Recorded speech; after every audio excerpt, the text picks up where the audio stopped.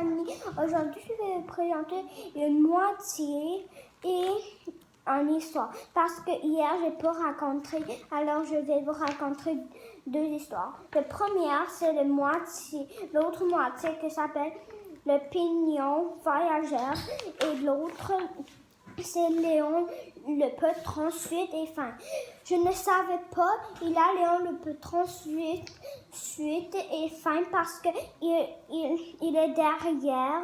Alors aujourd'hui, je vais vous raconter le suite et fin Léon le patron. En premier, je vous raconte l'histoire, l'autre moitié qui s'appelle le pignon, le voyage. L'autre moitié de Pignon le voyageur. Ça commence. Quelle merveille, dit Sophia, éblouie en admirant le bijou. Je peux la garder puisqu'elle n'appartient à personne. Nous ne reconnaîtrons jamais le propriétaire car il n'y a rien, parce qu'il n'y a rien d'autre dans la bourse. Non, répondit Rémi, ce n'est pas possible. Tu sais, le pignon voyageur n'oublie jamais la mission. Quand lui a confié quand notre petite malade pour ce nouveau volet, je suis sûre qu'il va reprendre sa route pour se rendre à sa destination. Pense à la personne qui l'attend avec impatience, qui peut-être même d'espérer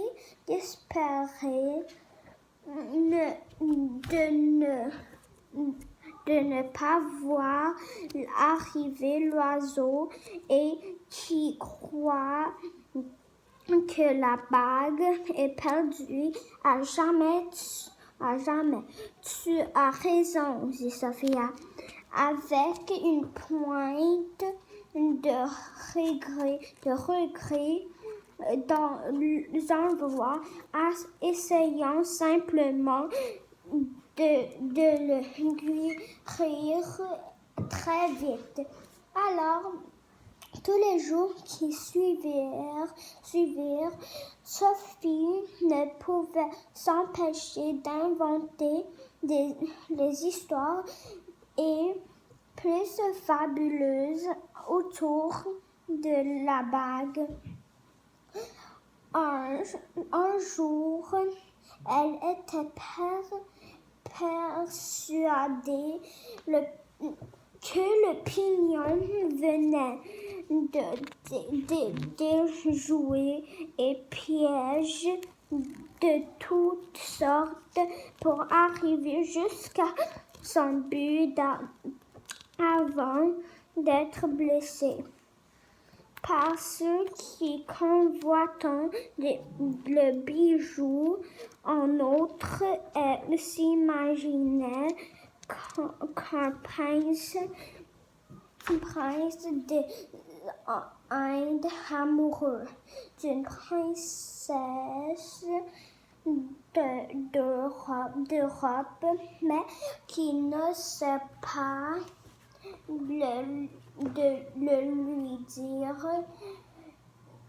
lui envoyait mystérieuse des cadeaux par l'intermédiaire du pignon. Rémi se contentait d'écouter et de sourire et continuer à soigné le petit malade. Quand vint le jour de sa guérison, Rémi et Sophie, au milieu du jardin, s'apprêtaient à libérer l'oiseau. Rémi consolait Sophie qui ne voulait pas le laisser partir. Il faut qu'il accomplisse sa mission. Sophie, même si tu t'y es attaché, pense à la personne qui va enfin recevoir ce qu'elle attendait. Imagine-toi à quel point elle sera heureuse, et puis qui te dit qu'il ne reviendra pas après avoir déposé son précieux colis. Alors, après un dernier baiser d'adieu, Sophie leva la bras et ouvrit les mains. Aussitôt, l'oiseau prit son envol. L'autre moitié est finie. Maintenant, je te raconte l'autre moitié qui s'appelle Léon le Poltron. Ensuite, c'est fin, ça commence. Tu te souviens de Léon le camelon qui était poltron et que la magicienne Sacapou avait aidé en lui permettant de se camoufler dans la nature? Eh bien, figure-toi que l'histoire ne s'arrête pas là. Léon rendit visite au paon qui était affligé du même problème et qui de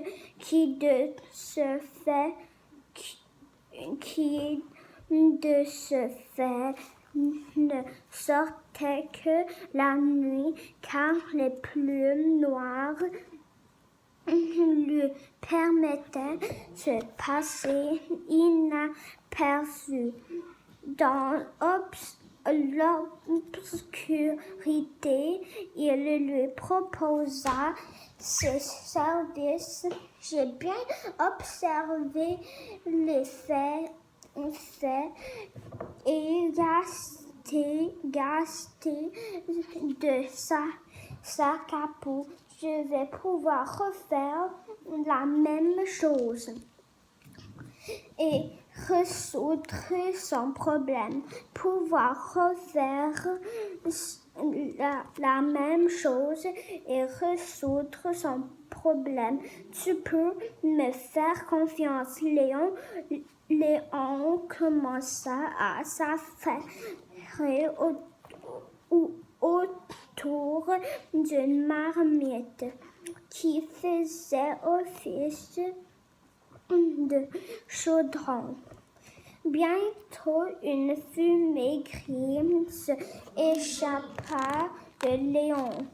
Et Léon en conclut que la potion était prête.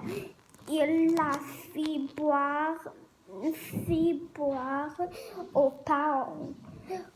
Au bout de quelques minutes, celui-ci, de noir qu'il était, devint multicolore et malheureusement, il ne restait que soit l'endroit où il se trouvait. Et le pire était encore à venir. Quand il fait la roue pour voir dans quel état se trouvait sa queue.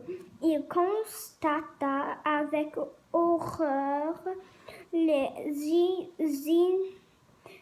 innombrables taches arc-en-ciel. Mais qu'est-ce que c'est que ça?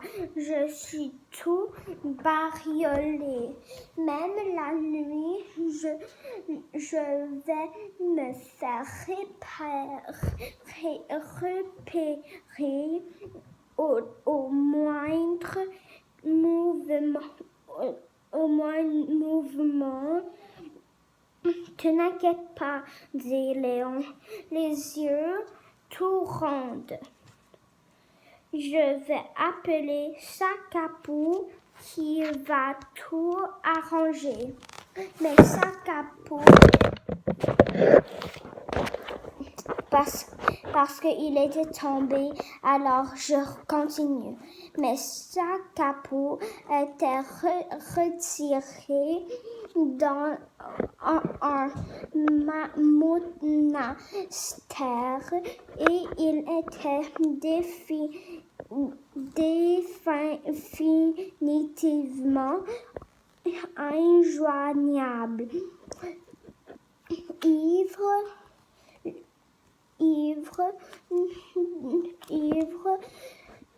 de rage, le paon se mit à poursuivre Léon pour lui infliger une bonne correction. Depuis, tu remarqueras que tous les paons crient Léon, Léon, comme s'ils avaient toujours en mémoire l'histoire de leurs ancêtres. Aujourd'hui, les 2 histoires sont finies. Et pour demain, je vous raconte une histoire qui s'appelle Noémie l'endormie. Au revoir.